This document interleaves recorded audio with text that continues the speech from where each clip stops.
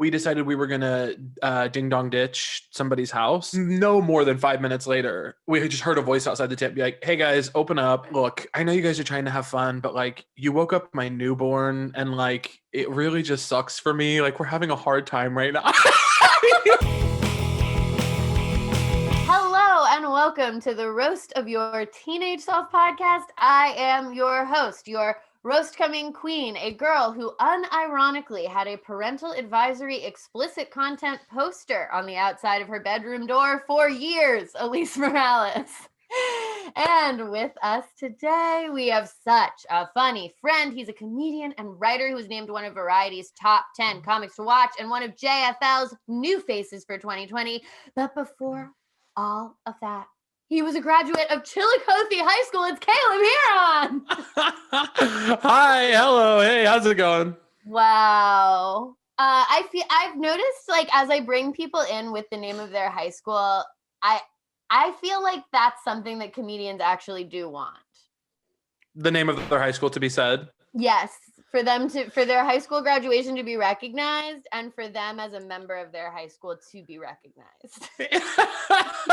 I feel pretty neutral on it. I mean, I feel like, I had fun in school. I liked high school. I liked high school a lot when I was in it. And then I got out and looked back on the way I behaved in high school and was like, oh boy, yeah. What were you doing? Yeah. I definitely did not know myself. Yeah, but there's also, you're doing what you had to do to get along, making it work for yourself. I think it was on a recent episode of this podcast that I was talking about how me and my friends used to just scream at people outside the window of our car, and we called it street chaos. Yeah. Such a big part. Where are you from? I'm from Northern Virginia. Okay, were you in a small town, big town? What was your town like? Big town, like it's like outside DC. So my entire neighborhood is like people who, like growing up, it was like people whose parents worked for the Bush administration. Like Arlington or Reston? Yes, or... Reston is exactly right. It's Reston? I've been to Reston. Very, very close to Reston. Well, I think growing up like in like suburbs or even small towns, I think when there's just not a ton to do, a big attraction for like middle school and high school students is to just be a public nuisance. It's like a huge, like it's a thing to do. You go to Walmart and like run around and touch shit, and the employees are like, please get out. We're at our job. Like oh, that is so true. There was a shopping center that had literally like a regular suburban shopping center. So there was a giant supermarket in it. And for a period of time, there was a pet store that definitely sold abused animals. So like, for sure. Of course. Absolutely. We got our dog there. Absolutely. Someone had chopped his tail off. So like, but that's what was going on. Well, also, center.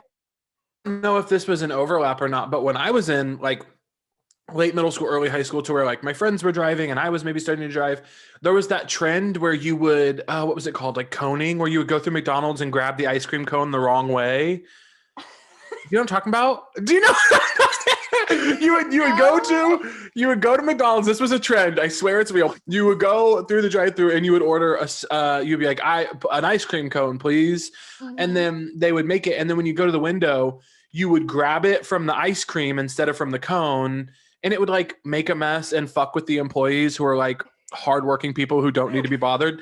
But it was like such a thing. And then you get ice cream on. Ultimately, you just get ice cream on your hand. Like it would like get on their hand, and it would also like bother. Like obviously, it would disturb them because it's disturbing behavior. But it got to the point where the McDonald's in my town started putting up signs on the windows that were like, if you order one single ice cream cone, we're putting it in a cup, because they were sick of it. They were like, it's over. You guys are done. Stop. That is so fucked up for the poor people who work at McDonald's. Did you ever do it? Yes. I mean, yes, of course. And it was awful. And I look back and I'm like, God, you fucking asshole. And also like I had friends that worked at McDonald's. One time my friends and I, this is like middle school though, we were, but it was like late middle school. We were camping in his yard because we were, desperate to have an experience. And we decided we were going to ding dong ditch somebody's house. And we just picked like a random house up the street and we did it. And we ran back to the tent giggling and we were like, oh my God, that was such a, you know, however we were. And like, no more than 5 minutes later, we had just heard a voice outside the tent be like, hey guys, open up. And we opened up the tent and it was the guy who lives there. And he was like, I know you guys are trying to have fun, but like you woke up my newborn and like, it really just sucks for me. Like we're having a hard time right now. he was like, total, like if he would have yelled at us, we would have been like, fuck that guy. But because he was just like, look, I get it. You're bored, but please don't do it again. And he was like defeated. Oh, why did you guys choose me? Couldn't you have chosen another house? Couldn't you have done? Yeah, the decision to like menace the community that you're in because you're bored is so specific to being a teenager. You could like 2 more years of life experience and you start to go, wait, that's horrible. Why would I do that? Yeah, exactly. Like, wait, why am I behaving this way at the grocery store? Like, it doesn't make sense. My friends and I would go to Giant. I remember it was the thrill of our life that there was the row of toys at the grocery store, the like with the balls. Mm-hmm. Yeah. They had a Barbie that you could record on the Barbie saying stuff. Anyone could record. Anyone who picked up the box of the Barbie could record, and every day my friends and I would record it saying horrible stuff, and the Giant employees would be like, hey, you guys are always coming in here making the Barbie say fuck and stuff. You gotta stop. We don't work here really, so if you could just like not make it harder, that'd be dope. Yeah, exactly. They're like, I have to reprogram all of the Barbies every day because you guys keep doing this. And we would just be like, ha, punk. Fuck you guys. We got really into going places like the bowling alley or Walmart or Dairy Queen, and taking pictures with people. We would be like, just any person we deemed random. We would be like, can we get a picture with you? And they almost always would be like, yeah, I got, like they just they didn't know what to say. And we would do it, and we were like, that was so fun. That was so random of us. And it's like, what is wrong? I mean, it's like mental illness not in the cool way. It's sickness, and it's always directed at hourly workers and employees. Yeah. Like, I remember me and my friends we would go into Abercrombie because we were also punk rock, and so we would go into Abercrombie and we would go, and we would be like, these pants are ripped. You know, like pants. Right. It'd be like, there's holes in these. Like, why are they ripped? They're really expensive and they're ripped. And they would be like, that's the style. And we'd be like, what? They're ripped. And then like leave. God, there were so few times, like less than 1%, that whoever we were fucking with would just like lay into us and be like, stop. And I remember those times and they were correct. And I feel so much worse for the people who just endured it and were like, I don't want to get in trouble. I'm just going to deal with these kids. Like the horrible, horrible thing to have to do when you're at a job that already kind of blows. Yeah. We've talked a little about Teen Caleb and that he seems to be a prankster, etc. But let's dive in. So what apart from grabbing McDonald's ice cream by the ice cream part and whatever, what were your extracurriculars? What was your life about in your teenage years? Oh, well, it's like this really big, when I think about like being a teenager, I just feel like I had this really big conflict between like, I grew up pretty poor. Like we didn't have a ton of money, and also nobody in my family really went to, like, in my household, but in my extended family, a couple people like went to college, right? So I was like, I want to go to college. I want to get out of here. So there was this knowledge that like I had to be extra involved, extra good at school to get out of where I was. Like that's the only way it was going to happen for me. I wasn't a sports superstar. My family couldn't afford to just send me somewhere to fuck around and find myself. But then also I hated being told what to do and I hated following the rules. So like I was this like student council, student government, like extra, like hyper involved in everything, competing in like student business competitions and shit. I was that person who did like everything under the sun and like wore suits and shit. And so embarrassing. But then I also was like constantly getting in trouble for like talking back or like, I was getting in trouble for tweeting. I was in high school getting in trouble for tweeting jokes because I would tweet stuff about like, I would be an officer in a student organization and I would tweet a joke about like a Republican politician and gun control or something. And it wasn't funny. It wasn't smart. It was just me being like, I don't want to make it seem like I was some brilliant comedian. I was an idiot, but I was like experimenting with my beliefs and I would get in trouble. And my like teachers and stuff would be like, you don't need to be talking about gun control. You don't know what you're talking about. Or I would make jokes like, I would make jokes about like having fans. Like if someone was nice to me at an event, like another student, I would be like, oh, I love my fans. And I would get in trouble for shit like that. And it made me so mad. Teachers were like really following you on Twitter too. Yeah, of course. Because it was also, I was like there was this organization called FCCLA that was like Family, Career, and Community Leaders of America. And it was like it was like home ec, but it was new age home ec, which is family and consumer sciences and leadership and whatever. Right. I remember home ec was called family consumer sciences. Right. And it was like a new age, like young leaders in the world thing, but it was like based around the family kind of. I mean, it's a little conservative if you really think about it. Their headquarters is in Reston. Anything that has family in the name, unfortunately, is ultimately conservative. Conservative, babe, if you really get down to it. Anytime you see an organization that's got family in the name, you do a little Google, you find out that organization ain't right. They're talking about a very specific kind of family, huh? Yeah. And I was like a state and national officer for that group. So like their national headquarters is in Reston. That's why I've been there because I was okay. There we go. But yeah, so I like had all these like advisors and teachers who like I had a public presence. Like I was like tweeting about the organization. We would like lobby politicians for different bills we needed for funding and shit. So like they had an interest, they had a reason to be keeping track of that stuff, but it was so fascist and so fucking annoying that like I, wasn't allowed to like express personal opinions and like, right. Because you're involved in student government ultimately, like, come on.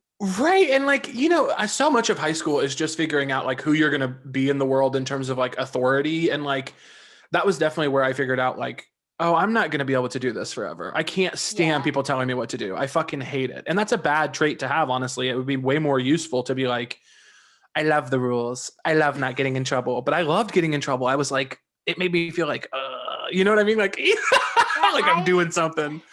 I didn't like getting in trouble, but I had the same authority issue. Anytime I got sent to the office, it was usually like, number one, my teacher would be like, you need to go down to the office, or more likely because I was like kind of friends with the principal, embarrassing. He would like, they would just tell the principal. And then like sometime in the next day or two, he would find me in the hallway and be like, hey, I heard that you were in trouble in math class. You want to tell me what that's about? And I was like, oh yeah, I was right and she was wrong. And he'd be like, well, what if, he would like try to be my friend about it. What if we jammed about that? Yeah. What if, I mean, he was a nice, I think he was a nice guy, but he was always trying to be like, we just kind of, we need you to be on board with this. We had like a lanyard policy that I was always raging against because of shooters. Policy? Yeah, you had to wear your ID on a lanyard, and if you were caught for even a second without it around your neck, you got like detention or some shit. Right, and we do have a photo of your lanyard, I believe. And this is one of my lanyards. And okay, this is actually a really telling image because number one, I was raging against this policy. I was like, if I don't have it on for a second, fuck you. Like, I was like, this is like fucking like, this is like you guys are trying to like control us and like, but of course. Why don't you fucking microchip me, dude? Microchip me. And they also would be like, they would be like, if we don't see a lanyard, how do we know you're not a shooter? And I'm like, because you've known me my whole fucking life. You know my face. What are we doing with the fucking plastic cards? But so my little way of like trying to subvert that is to do this stupid face, right? Like that's so toothless, but I thought I was like really sticking it to the well, and it makes it look like you're more excited about the lanyard than anybody. Right. Does nothing for anybody. And I like had to also beg the woman taking the picture. I remember this conversation because I was like, can I do a goofy face? And she was like, I mean, it would be better if you didn't. And I was like, well, just let me try one and then I'll do normal. And then she was like, fine. We did the goofy one. And then I was like, all right, see you later. And I left. So I'm like bothering this person taking the photos. Again, someone who does not need to be bothered. And yeah, this is my senior year of high school ID. It really does make me laugh because the impression that it would give me is completely different than what you just said. Like the impression this gives me is like person who's so thrilled to take his lanyard photo, he's trying to make it fun. Yeah, I mean, look, was I effective in my political resistance? No. But in my mind, I'm like, okay, we're gonna make this like some like serious crackdown issue. Okay, then when you beg me to put on my lanyard, you're gonna have to see this face. So that's what we have. Dude, one time, I mean, speaking of like toothless protest, I remember I was in the cafeteria and I had my phone out for like 2 seconds to check a text from my mom. And one of the math teachers at the school, who was a relentless bitch, she was just so about the rules, which is her job, by the way. But I will remember her as a relentless bitch for it. You can be doing your job and be a relentless bitch. Yeah, she wasn't fun about it at all. There were teachers who got me to there were teachers who were nice to you and made you want to do the thing they were requiring of you. And then there were teachers who did it by force. And those were the worst because I couldn't handle it. So anyway, she came by, she saw me on my phone. She was like, got into some kind of argument with me. And I was like, I'm checking a text from my mom. So if my mom can text me right now, I'm pretty sure I can check it. And she was like, do you want ISS, like in school suspension? And I was like, yeah, I do. So she gave it to me. And during those like 2 or 3 days, I got like 2 or 3 days of ISS or something, maybe 2. And I remember being like, I am going to get more done in these 2 days than I've ever done in my, and I was like posting on Facebook at the end of the day because some of my teachers were like friends with me on Facebook. Mm-hmm. And I remember I was just posting like, got all of my college scholarship applications done in ISS today. So glad I checked my phone during lunch. This was so productive. Like, like trying to be like, joke's on you. Fuck you. I actually used the time to apply to college. The joke's on you. I actually used this time extremely productively. Like so stupid and lame. But I remember, also, isn't that the point of in-school suspension, is to force you to like use your time for productive means? I think so. I guess my big protest of it was I viewed it as them being like, you don't get to see other people today, because they would have you sit. Like, well, actually, I didn't need to because I got my fucking books in order. Because I actually organized my folders. You fucking freaks. I mean, it also, looking back on it, I'm like, that is also completely lame and weird of them to like, if you're in trouble, they put you in a small room by yourself for the whole day. Like, okay, prison vibes. Hate to see it. Yeah, exactly. It's like, why are we modeling like the discipline in a school off of a prison? Like, why is that? It's like solitary confinement. It's like an exact 1-for-1 model of like, well, you messed up, so you don't get to be in Gen Pop anymore. It's like completely fucked up. They feed you like fucking one nasty chicken wing while you're in there too, and you're they throw you a piece of bread and it's like molded. Yeah, the thing is, I was always getting in trouble for stuff that they technically had a reason for, but I always was just like, I shouldn't have to follow all of these rules because you know who I am. It's not a huge school, you know. It was like, I feel like there's that flip that switches where you just realize that, or switch that flips where you're like, this doesn't matter. Why does it matter if I check my phone during lunch? What's going to happen? And the argument I remember, and God, I can't even imagine what kids are going through now, because now it's so much more a part of life. But the argument was, if we let you check your phone sitting at the cafeteria table in school, what's stopping into the bathroom and taking a picture of somebody while they're using the restroom? That was the argument. Oh my God. And I was like, well, what's stopping me is I'm texting my mom and I'm not a predator. Like, what is wrong with you guys? What's stopping me is my internal moral compass. And right. A person who's going to do that isn't not going to do it because the school has a rule about cell phone use. Like, right. It's not like I was like... Well, I was gonna take a non-consensual nude image of one of my classmates, but the school has a cell phone policy, so I'm not gonna break that rule. I woke up today and I was feeling like doing revenge porn, but the school said it wouldn't be cool, so I'm actually just gonna study. And it's like, you're so fucking dumb. Your rules suck. You're lame. Make a rule against taking pictures of people in the bathroom, I guess. Right. And it was like, well, what if you're like, what if that's how bullying spreads, is if you're like all texting at lunch about somebody? And I'm like, you guys watch too many movies. Truly, we like, bullying is not like in TV. Like even then I was like, bullying is just when we don't invite somebody to something. It's not like we walk up to them and go like, nice bangs, faggot. Or like, you know what I mean? It's like not like that. It's cold. Especially like when I was a kid, there was this like moral panic around the internet and what we were talking about on our phones and what we were doing on there. And like, we talked about this on a previous episode, but like what we were getting off Wikipedia and what we were doing on our phones. And they would project onto us stuff that it was like, I mean, we're mainly just talking about what we would have been talking about in person. There was this like when I was in high school, Yik Yak got really big. Do you remember Yik Yak? Yik Yak, yes. Yik Yak was like for anyone who doesn't know that's listening, Yik Yak was like this secret posting app where you could post, like high schoolers were using it to post rumors basically and being like, Caitlin S sucked Josh's dick after school or whatever. Like it was like the most heinous shit in the world.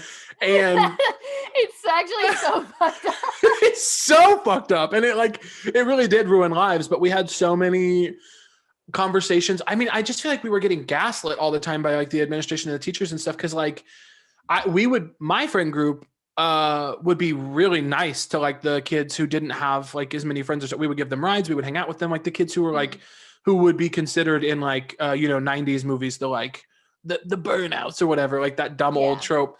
We always went out of our way to be nice to them because we were like, okay, we've gotten anti-bullying messages forever. Like we get it. Like we don't want to be mean to anybody. But then we started being accused.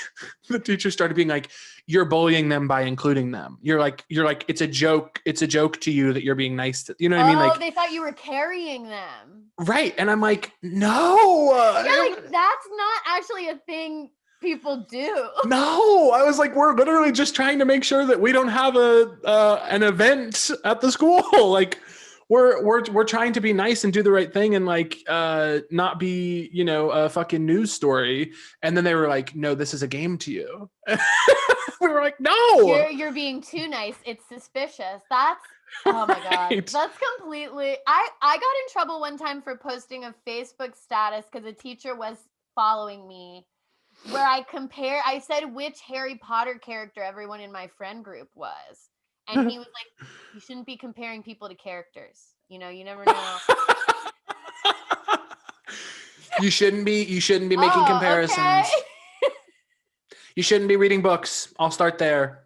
Don't read books and then try to apply them to your life because that's a slippery slope that you don't want to go down.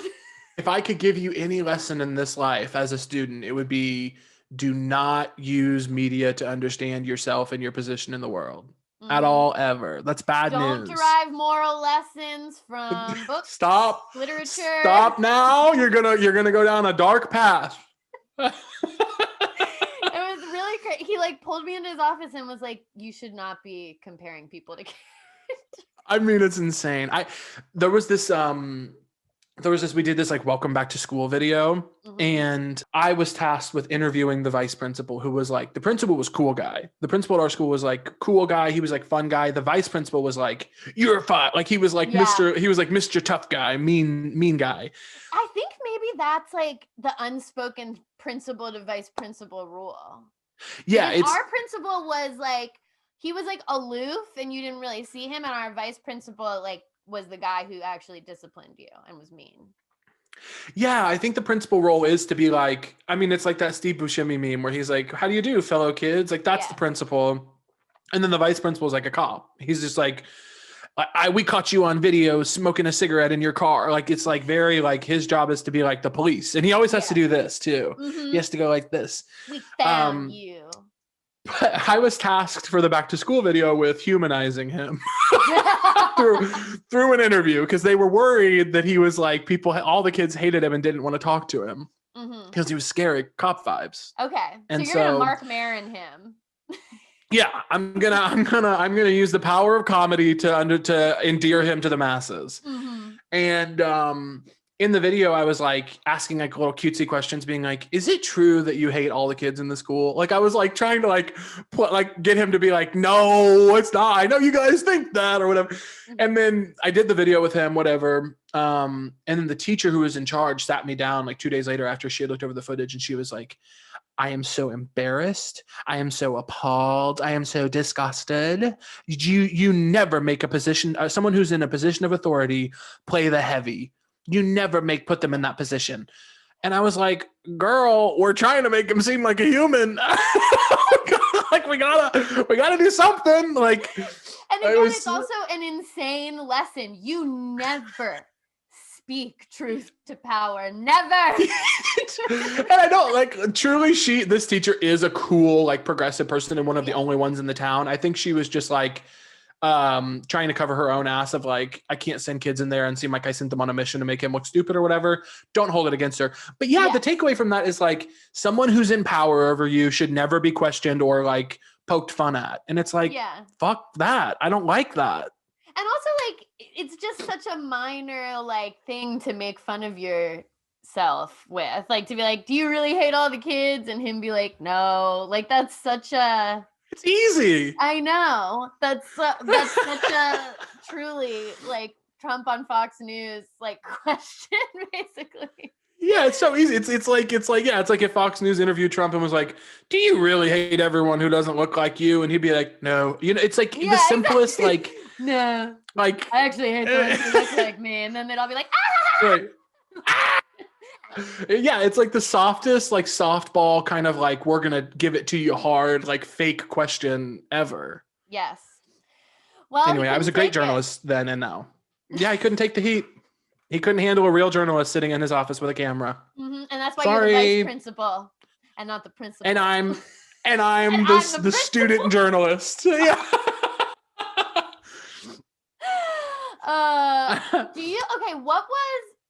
Do you remember the biggest trouble you ever got in? Oh God. I'm trying to decide. What was your biggest trouble? There are a couple big troubles. I'm honestly trying to pick the biggest trouble. Okay, here's one of the big troubles. So I was the leader of our like student spirit group. Mm-hmm. The Chili Bomb Squad, never forget. And then what was it called? The Swarm. I think eventually we changed the name because we were the Hornets. And you know, Chili so I would Bomb like Squad is really good though. But I guess maybe it was bomb. You know what? No, you know what it was? Chili Bomb Squad was invented by the people that had already graduated, and when I took over, it was a really good name, and I knew that I just wanted to put my own mark on it. I changed the name. I mean, it was really psychotic kind of stuff. And then, so I changed a good name and then rebranded. I got like a poster made. I got like, not like a vinyl, like I got new shirts made. I mean, I really was like taking over. I was like, this is now my squad. New Stupid, era, dumb. new administration. Yeah, there's a new sheriff in town, and we would like go to all the games and cheer and like carry flags. And like, I will say, I don't care about this now. I'm not saying this to pat myself on the back. We had the best student section in like our whole district. Like we went the fuck off. Like we were like at every away game, we packed the stands. Like at every home game, it was like, we were like kind of the shit. Like we were, we were doing it. I don't know what to tell you. And so there was this Catholic private school in our district, or conference or whatever the fuck those things were called. And it's crazy how much this used to mean to me. And now I can't even tell you what it was called. But their school is called Bishop LeBlond, and we hated them. And I don't really know why. I don't think it was anti-Catholic sentiment, but we definitely did feel like, because they were a private school, we were like those preppy, like there definitely was a private school, public school aspect to it. Yeah. I think we're the only private school in our like situation. Like if you went a step above whatever I'm talking about, there were more of them because it included the Kansas City area. But the people you played most often in sports, they were the only private school. Yes, I feel like my school never played the private school kids, so they were all just very mysterious and sexy to us, and we just assumed like that they had drugs and that seemed cool. And this, I will say, Bishop LeBlond, if anyone that went or goes to or works at Bishop LeBlond in St. Joseph, Missouri, it's not a good private school. It's like a small, like rinky dink. Like, I can't believe people are paying to send their kids to it, if I'm honest. Mm-hmm. But you know how Catholic people are. They love to have religion. Well, they want to send their kids to they want to send all their kids into the same building. And that's on them. Right. And that's fine. And I will also say, if I was in St. Joseph, Missouri, and I had to pick between the public schools there and this like tiny Catholic school that also isn't great, probably pick the private one because it's a weird situation going on in the city. So anyway, we have a rivalry with them.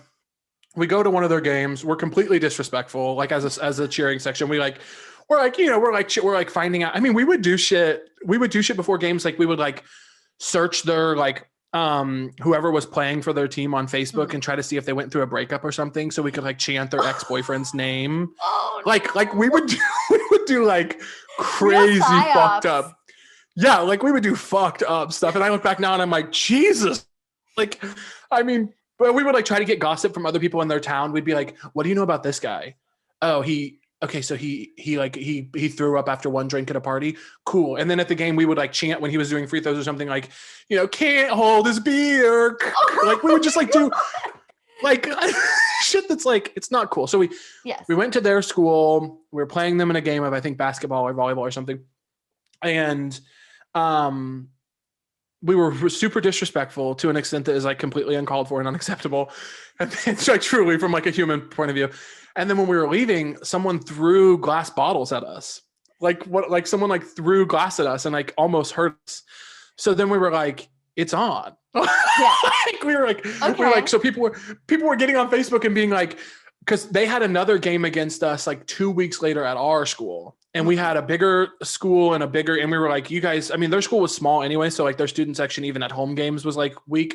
And then they were going to come to our school where we were like, we always packed out the home games. And people started posting on Facebook, like, we're going to fuck you guys up. We're going to start a brawl during the game. We're going to like beat you guys up. We're going to meet you at your cars and cut your tires. I swear to you, it was like the craziest shit. Or I will say, this is a possibility too.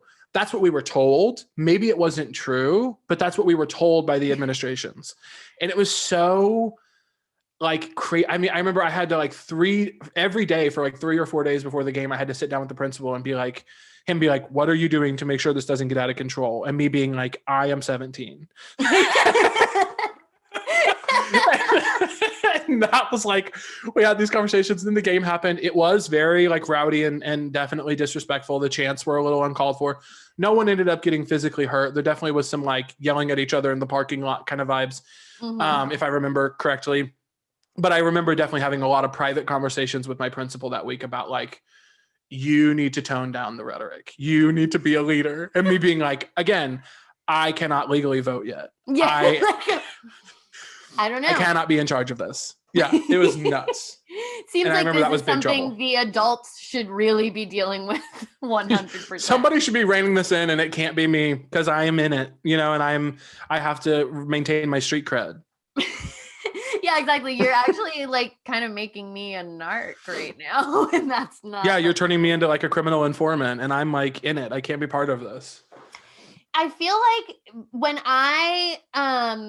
because you're the same age as my younger sister. So I'm 30. So just like when I was getting into high school, Facebook was such an unknown quantity that like they didn't know what to do about it at all. So there was a scandal at my school where there was a group project in this. I remember the teacher whose class this was named Mr. Waxman because everyone called it Waxman Gate. And I love it. He like had some big assignment that you were like allowed to work on in groups, and a bunch of people formed a big group on Facebook to work on it instead of working on it physically in person. And a parent printed out the group and brought it to the school, and all of them got in trouble for cheating. And the kid who started the group had his college admissions rescinded. No, it's not cheating. They were just working online. They're just doing what now is legally required in like every state for students to do. Dude, I mean, that sucks so bad because it really is just like, you were just doing the thing. I mean, I know what cheating looks like. I did it a lot. And that's not cheating. Yeah, it's not. Everyone was contributing answers in the group. Like everyone, like in order to be in the group, you had to contribute. It was just doing what they were supposed to be doing in person online. And a parent printed it out. What kind of a psycho? Let's look at some of these photos that you have sent us. Okay. I think they're going to help round out this picture. So I wanted to start with this one. What are we looking at here? Yeah, I thought you would have some questions about this, so I tried to include evocative, provocative, Yes. So what you have here is, for those of you who don't know, that little pin on my chest is in the shape of Missouri. I believe. I'm trying to figure out what point we were thinking of here. Oh, this is state. So, okay. So I was the state president for Missouri of this student organization. And you can see next to me, there's like, that guy's from FFA, which is the Future Farmers of America, like the ag group. Right. Mm-hmm. And then this guy below is maybe DECA. And then the guy, below and to the other side is maybe like FBLA, the business leaders. So this is me dressed up in my official uniform. That is, a blue tie with, the United States flags all over it. That was part of our uniform. And when you were the state president or national officer of one of these organizations, they would hang your picture up in the state capitol. So this is me in the state capitol taking a picture, presumably for like my mom, of me with my picture on the wall in the state capitol being like, look how important I am.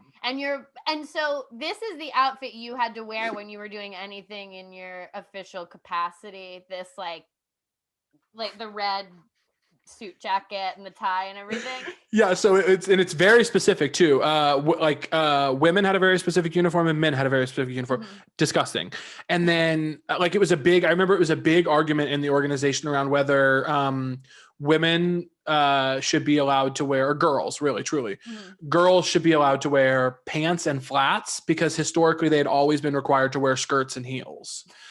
So it was a big fight about that.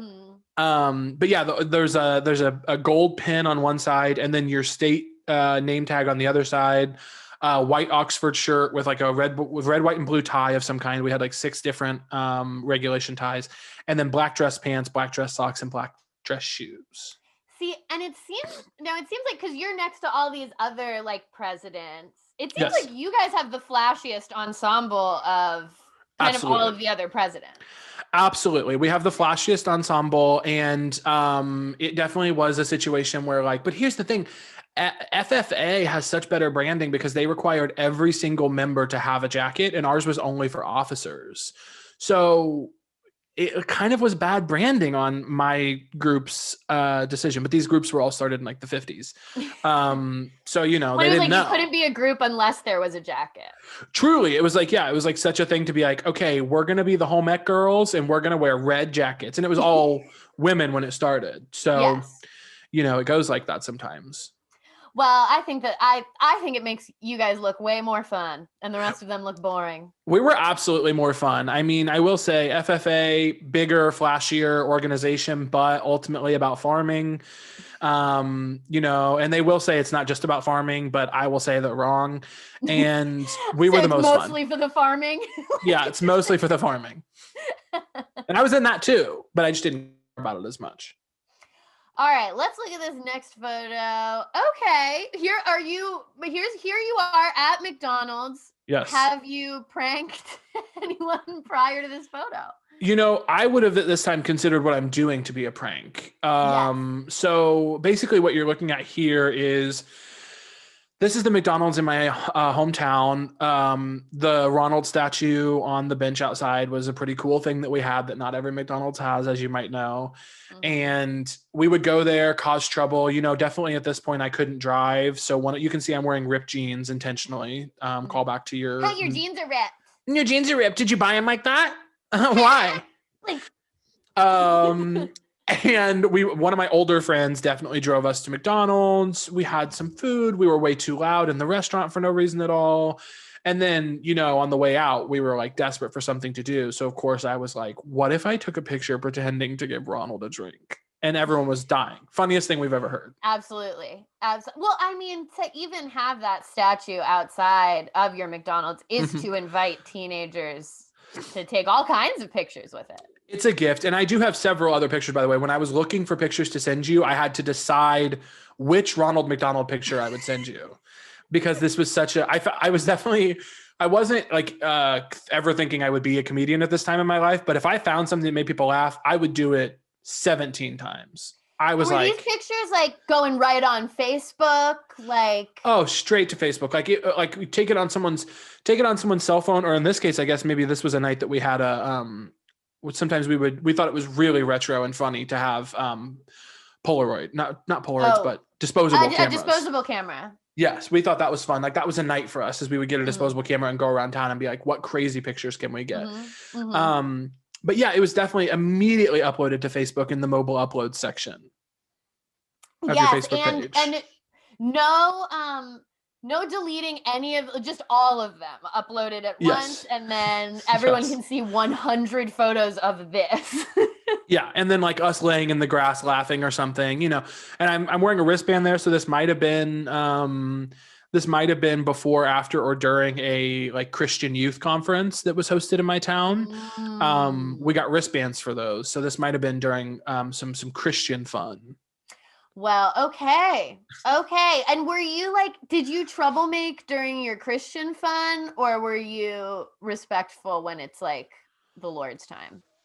No, we troublemaker during Christian time, but not in a, like, there were definitely like when they started playing certain songs, you knew it was time to like somber up and cry a little bit and like raise your hands and like really worship. Yeah. All the other times, I mean, my youth group was cool. They would play clips from The Office, and we would have like iPad giveaways and all kinds of shit like that. So it was definitely, troublemaking was encouraged, as long as it was like not blasphemous. In a way, Jesus was a troublemaker. Jesus made good trouble. Yeah, Jesus made good trouble. That was part of his whole deal. His followers had made some bad trouble, but Jesus was primarily in the good trouble business. He was. Yeah, he was doing good trouble. Up in a way that was positive. But yeah, he had good ideas. They've been taken in some really interesting directions, but he had good ideas. Yeah. I was thinking, as you were describing, like the violence that almost erupted at your game, that like if only the Capitol had taken the same steps to prevent violence. Right. Someone should have been sitting them down and being like, hey, we need to cool off. We needed a principal and a Caleb to be meeting up and being like, hey, who's in charge of making sure this doesn't get crazy? Because I've seen some stuff on Facebook that says it's going to get crazy. We've been reading the Facebook posts and it's not looking good, I will say. Yeah. Open threats on the Facebook post. So. Yeah, sort of people are talking about executions. So maybe it's time to sit people down in the principal's office. But hey, maybe next time. Okay, let's look at this next photo. Okay, more fun with statues. Yeah, really. And I actually will be honest with you, this is outside of another McDonald's. Okay, so really, anytime I could find a statue at a McDonald's, I was really trying to do a bit. Now, what am I picked this one because it does display my love of doing bits at McDonald's. This is in Chicago. The first time I'd ever been to Chicago, this picture was taken. We went for a student leadership conference. And this was one of our nights that we got to like walk around the city and like see the world. When you're a teenager and you go on a trip and you have like even like 2 hours, like my drama group we would do like a New York trip and we would have 2 hours to get dinner at like Hard Rock Cafe. And I love it so much. Yeah, or like the Star Diner or whatever, the one where they sing. So what you're looking at here is actually a pretty typical outfit for me at that time. I'm wearing high top Nikes with a strap that I refuse to strap. I'm wearing tall black Nike socks. I'm wearing blue Nike shorts with black and white stripes on the side. Very, very sporty, very, I am heterosexual and you can't prove otherwise. And then I'm wearing a tap out fighting t-shirt. I've never watched UFC or mixed MMA or anything. But again, I felt that's an I am heterosexual projection for sure. I am straight. Good luck proving otherwise. Yeah, that's the vibe we're going for here. Now what's on my head? This is a hat from Ed DeBevick's, a famous now closed restaurant in Chicago where the servers were mean to you. That's where we chose to go for dinner. Oh, right. And were they mean to you? And were you like, Oh, they were mean to me and I could not handle it. Like the woman, I remember what she looks like because it was such a wild experience to me. I'm like, we're in this big city. I'd never been to a city that big in my life at this point. Mm-hmm. And I was like, we're in this big city and this she was a heavier set woman, blonde, and had like tons of like gaudy makeup on and like was like falling out of her top. She was like very sexy. Mm-hmm. And she was like coming over to the table and being like, you fat one, what do you want? And I was like, I Coke. Like I could not. You're like, you're talking about things that I haven't even admitted to myself yet. Right. It's so disorienting. I think she made a joke about me having a boyfriend at one point, and I was like, ha, ha, ha. And it wasn't mean-spirited. Like, it was funny, and she was good at her job, but I was like, people don't talk to you. Like, especially coming from a small town in the Midwest, it was like, I mean, it felt like someone was trying to kill me. Yeah. I was like, you have a gun and you want to hurt me. Yeah. You're harming me. Yeah. So this is me. I thought, oh God, wouldn't it be funny? Her hand is out just so that I could pretend we're dancing. And I forced my teacher to take a picture of me, and the other kids I thought would laugh, but they simply were not paying attention. So that's what we have here. You know, you win some, you lose some. You post that on Facebook, maybe you get a couple laughs. You know? You win some, you lose most. When you play these kind of games, when you're begging for attention, you lose most. Yeah, play stupid games, win stupid prizes, etc. And I will tell you also something else interesting is so this is the first time I've ever been to Chicago. Flash forward several years later after college, I lived in Chicago, and I thought a guy was flirting with me when he asked me if I wanted to rent bicycles and bike from the north side of Chicago all the way downtown and find somewhere to eat. I thought that was a date. So we did that. That's a 5-mile bike ride, and I'm not athletic. So we biked all the way downtown, and the first place we saw that we thought would be funny to eat was this exact McDonald's. And it became pretty clear during the conversation that we were in fact not on a date, but we're just friends. So, and then you just have a bike. And now you have a bike and you're downtown, and I biked home. I did bike home and alone because he had somewhere else to be. So it's really full circle with this McDonald's in my story. Yeah. Wow. This statue has seen you at so many different places. I didn't even think about it at the time, but I wonder if that statue is still there. I don't know if it was when I was last there or not, but Chicago, beautiful city. Sad if it was gone. I know. I hope they give it to me if they get rid of it. Actually.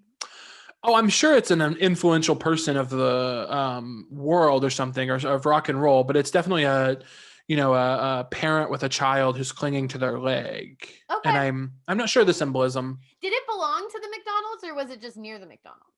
I'm not sure. I bet it did, because I'm sure they own that whole lot. You know, that's how McDonald's makes their money, property. Yeah. So I'm sure they own that. So they either rented it from somebody or they own that statue. Okay. I do not know what it means. Okay. Well, if anyone knows, DM me. Shout out.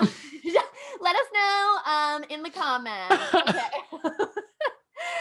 All right, we are nearing the end here. So one thing. Oh, this is the Quiznos thing. Oh my God, the Meese. Recognize this? No, not at all. This is scary. I hate this. So this is what I think. This was a horrible thing. I hate it. And we don't need to get into it, but you can Google that at another time, and it's really going to upset you. But that's the Quiznos commercial that I was talking about. I hate it. Thank you so much for sharing. Okay, so we like to end every episode of the podcast with this question, which is, if you could talk to teen Caleb today, what would you tell him? Oh gosh, I would tell him, you don't have to be so worried about people liking you. You're not going to be a lawyer. Give it up. You're still going to have friends when you come out of the closet, and your life is going to be so much better for it. So please stop trying to be straight. And also, don't like, I wish I could, if I could like go back in time, I would be like, stop wanting to be out of here so bad. Like, stop trying to like be in the next thing so bad, because it is going to come. And then that's going to be over, and you're going to be in the next thing and the next thing. And it's just it starts to go really fast. So you should stop wanting to be out of here so bad, because even though I don't identify with like that person anymore, like 17, 18-year-old me, I mean, it's so much a part of who I am now, because it was trial and error. So I'm like, I would just tell him, like, keep doing what you're doing. Don't worry about if you're cool or if this is going to turn out the right way. because you're gonna be an icon, and you're really hot also. That's beautiful. Caleb, that's so beautiful. That's so beautiful. It's so beautiful. Thank you so much for coming on the show. It was wonderful chatting with you. And for everyone listening at home, this has been the Roast of Your Teenage Self podcast.